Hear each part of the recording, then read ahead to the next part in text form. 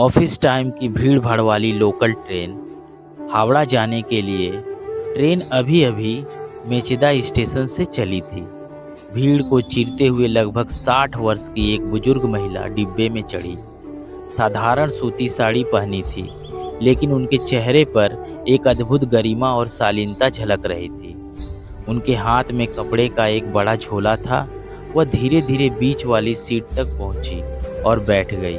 संयोग से उनके सामने वाली सीट पर स्थानीय स्कूल के गणित शिक्षक सौमेन बाबू बैठे थे। महिला ने झोला अपनी गोद में रखा।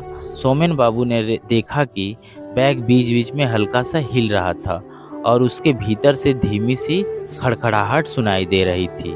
उन्होंने सोचा शायद कोई पालतू बिल्ली या पंछी होगा, लेकिन बैग की जीप इतनी अच्छी तरह बंद थी कि अंदर क्या है यह देख पाना संभव नहीं था।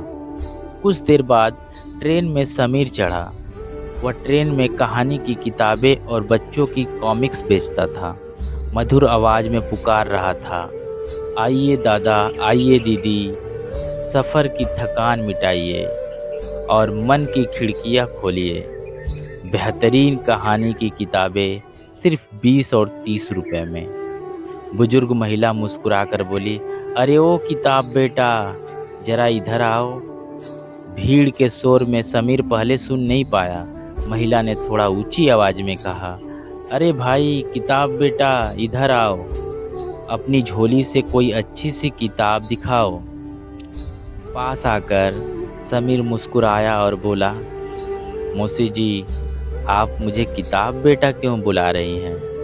मेरा नाम तो समीर है। महिला स्नेह से बोली, बेटा तुम किताबों के जरिए लोगों को खुशी बांटते हो, इसीलिए प्यार से तुम्हें किताब बेटा कह दिया।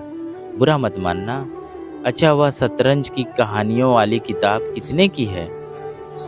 30 रुपए की मौसी जी। महिला ने अपनी साड़ी के आंचल से एक चमचमाता 500 रुपए का नोट निकालकर समीर की ओर बढ़ाया। समीर घबरा गया और बोला, अरे मौसी जी, सुबह सुबह 500 का नोट? मेरे पास इतना खुला नहीं है। पहले बता देती तो मैं किताब ही न देता। उसी समय महिला की गोद में रखा बैग अचानक हिलने लगा और उसके भीतर से एक बेहद मधुर सुरीली सीटी की आवाज़ सुनाई दी। ट्रेन के शोर के बीच में वह आवाज़ पूरे डिब्बे में एक अनोखी शांति बिखेर गई। सौमेन बाबू से रहा नहीं गया। उन्होंने पूछा, दादी आपके बैग में क्या है?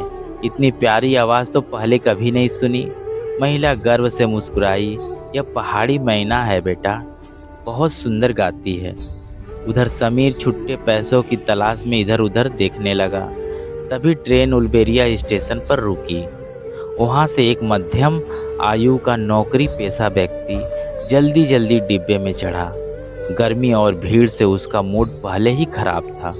महिला के पास थोड़ी सी खाली जगह देखकर वह लगभग उनसे सटकर बैठ गया और झोले की ओर देखकर झुझलाकर बोला, अरे मैडम, ऑफिस टाइम में इतना बड़ा बैग गोद में लेकर क्यों बैठी हैं? इसे ऊपर रैक पर रख दीजिए।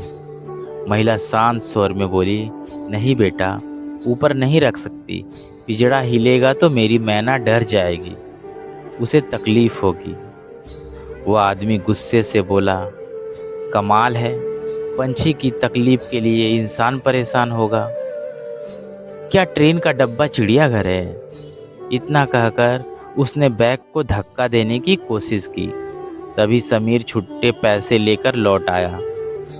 उसने उस व्यक्ति को रोकते हुए महिला को 470 रुपये वापस दिए और बोला, अरे दादा, ऐसा क्यों कर रहे हैं? आप हमारी मैना दादी पर क्यों नाराज हो रहे हैं? दादी बिल्कुल सही कह रही है, ऊपर रखने से पंछी घबरा सकता है। वह आदमी समीर की ओर घूरते हुए बोला, तुम बीच में वकालत करने क्यों आ गए? और यह मैना दादी क्या है? समीर मुस्कुराकर बोला, क्यों दादा, अगर मैं इनके प्यार का किताब बेटा हो सकता हूँ तो यह हमारी सबकी मैना दादी क्यों नहीं हो सकती? और याद रखिए, पिंजरे में बंद पक्षी भले ही आज़ाद न हो, लेकिन उसका गीत हम सबका मन खुश कर देता है। अगर हम थोड़ा सा एक दूसरे के लिए जगह बना लें तो क्या बिगड़ जाएगा। समीर की यह बात सुनकर पूरे डिब्बे में हंसी गूंज उठी। वह गुस्सैल व्यक्ति भी अपनी गलती समझ गया। शर्मिंदा होकर थोड़ा खिसक कर बैठ गया और बुजुर्ग महिला के लिए आराम से जगह बना दी। मैना दादी मुस्कुराकर समीर और सोमन बाबू की ओर देखने लगी। तभी पिंजरे के भीतर से मैना ने भी जैसे उनकी बात का समर्थन करते हुए फिर एक मधुर सीटी बजा दी। सीख: कठोर व्यवहार और अहंकार लोगों के बीच दूरियां पैदा करते हैं, जबकि स्नेह भरी भाषा, हल्का सा हास्य और दूसरों के प्रति संवेदनशीलता सबसे कठिन परिस्थितियों को भी सहज और मधुर बना देती है।